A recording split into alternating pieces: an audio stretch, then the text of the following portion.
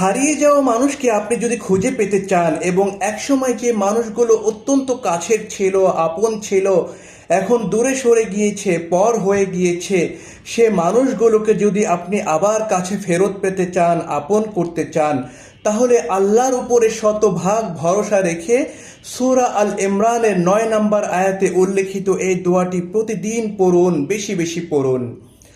ربنا إنك جامع الناس ليوم لا ريب فيه إن الله لا يخلف الميعاد।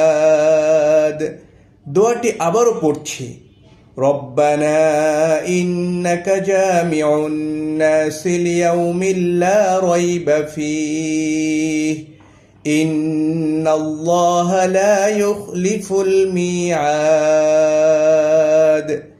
কোরআন ও হাদিসে উল্লেখিত সব সহি দোয়াগুলো যদি আপনি জানতে চান এবং অন্যকে জানাতে চান, এই দোয়াগুলো আপনি বেশি বেশি আল্লাহ তাআলার কাছে করতে চান, অন্যকে জানিয়ে তারাও যেন এই দোয়াগুলো আল্লাহর কাছে বেশি বেশি করতে পারে, তাহলে আমার এই চ্যানেলটি আপনারা ফলো করে রাখুন, সাবস্ক্রাইব করে রাখুন।